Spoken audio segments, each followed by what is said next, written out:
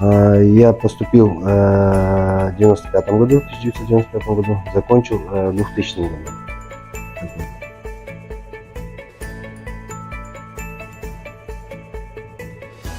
Сложный вопрос. Почему? Потому что я родился в деревне, то есть о такой профессии в принципе не знал, что есть такая профессия. Как и все на тот момент, на те года, я пытался поступить на экономику. Пришел в АТО и начал сдавать документы на экономику.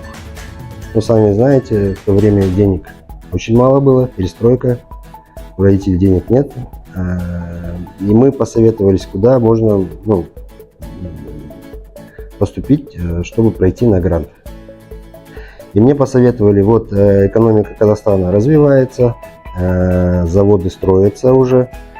И уже на тот момент заводы, пивоваренные заводы, начали строиться, и зарплаты у них хорошие.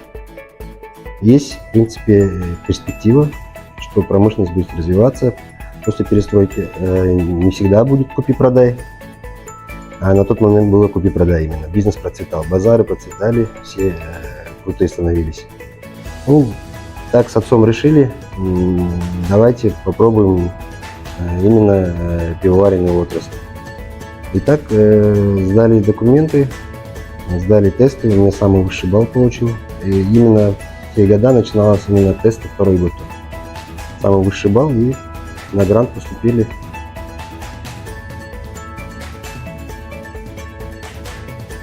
Первый курс, как всегда, сложно было. Почему? Потому что в деревне мы учились расслабленно, скажем так. Первый курс именно получилось, что материал школьный.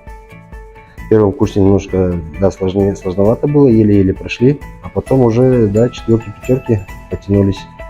Учителя мне очень нравились. Прям каждый курс, когда заканчивали, прям знания, прям чертежи умели уже читать.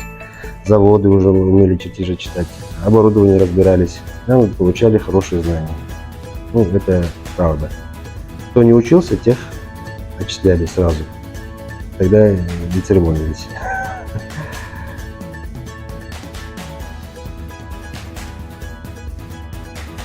На тот момент заводов было очень мало. И я искал работу, везде не брали на работу. Заводы все обошел, везде требовался опыт. Я пошел учиться дальше. То есть я устроился на работу в НИИ плодоводства и виноградарства. И там после года год отработал и поступил в аспирантуру. Но на тот момент в аспирантуре стипендия была маленькая, 10 тысяч-12 тысяч тенге. Я чувствовал, что далеко не уеду, квартиру снимать и так далее и тому подобное. На заводе, на тот момент он назывался Дербес, работали мои однокурсники с казахской группы. Почти все сюда устроились сперва рабочими, грузчиками, и потихоньку переводились уже на операторов. И освободилась вакансия, они меня подтянули, как говорится, пойдем работать. И я в 2003 году уже бросил аспирантуру на втором курсе, по-моему, и пошел работать оператором предельного цеха. Потом 2003 года я уже 4 года, по-моему, отработал оператором. Потом стал сменным мастером. 2 года отработал до 2009 года.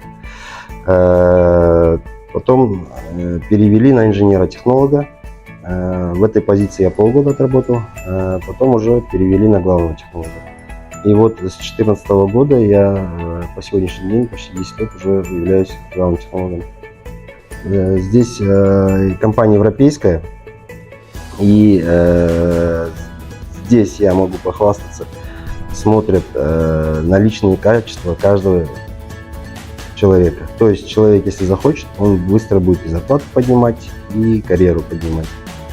Главное, чтобы было старание, оптимизм и активное участие в жизни компании.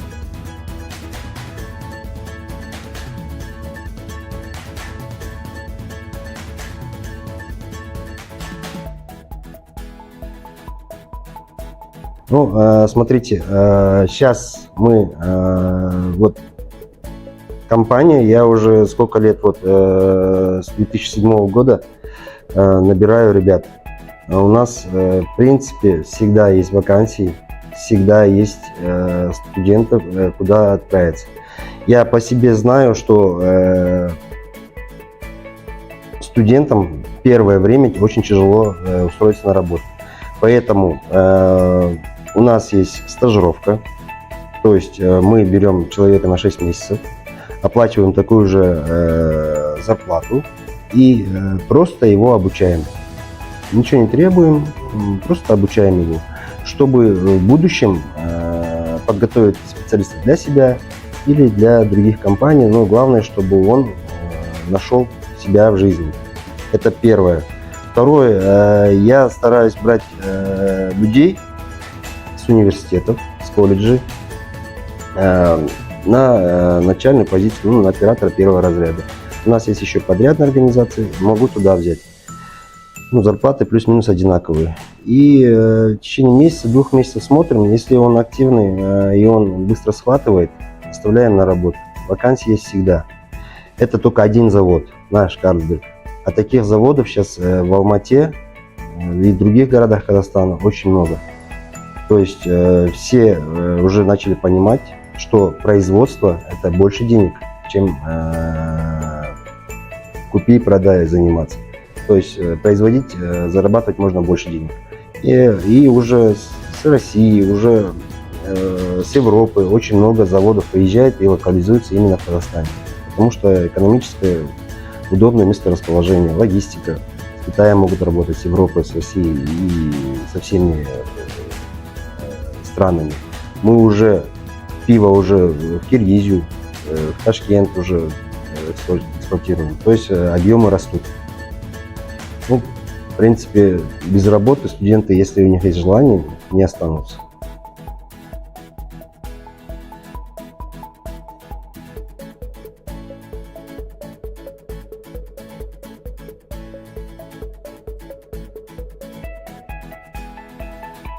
Около 100 заводов по всему миру.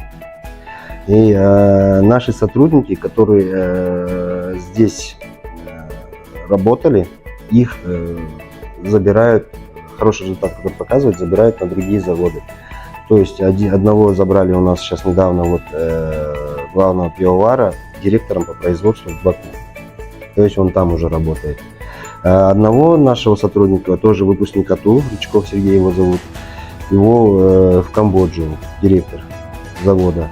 Ну, сами понимаете, они всю семью туда перетаскивают, квартиру, детям обучение. Все, они сами, компания все оплачивает. Главное, чтобы работал и показывал результат. То есть возможности огромные.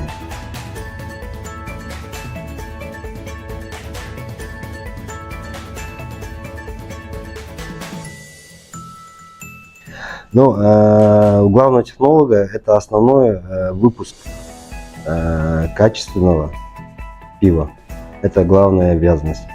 То есть я отвечаю от приема сырья качественного до готового пива, передачи его уже на налив.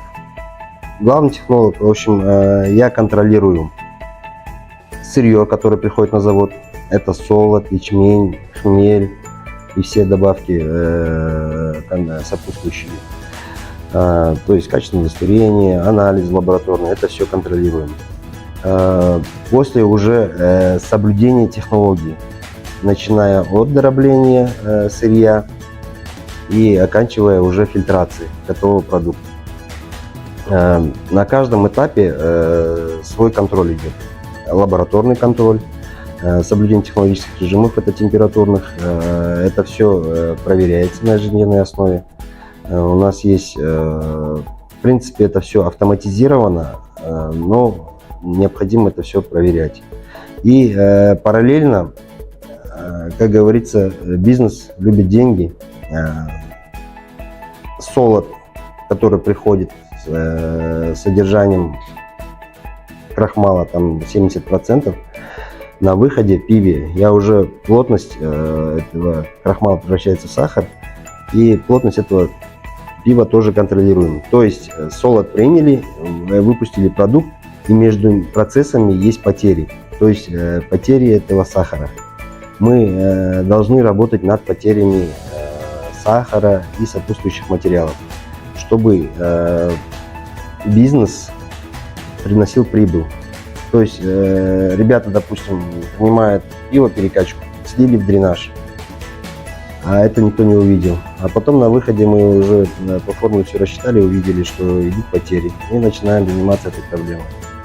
Или там, допустим, на варочном цехе там фильтрация не идет. Тоже начинаем разбираться с проблемой, почему не идет. И по оборудованию разбираемся проблемами, и по сырью разбираемся. В общем, работы хватает не только варить пиво, но и сопутствующие факторы. Это расход электроэнергии, мы занимаемся, чтобы оптимизировать это все деньги.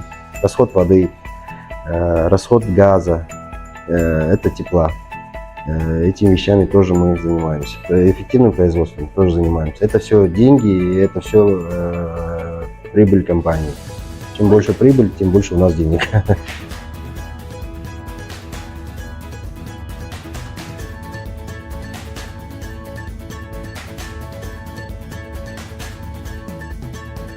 В АТУ я являюсь около 10 лет уже председателем комиссии.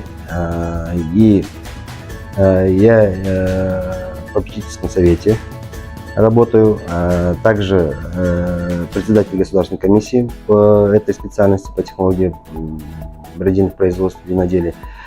Меня приглашают ежегодно, можно сказать, принимать экзамены государственные.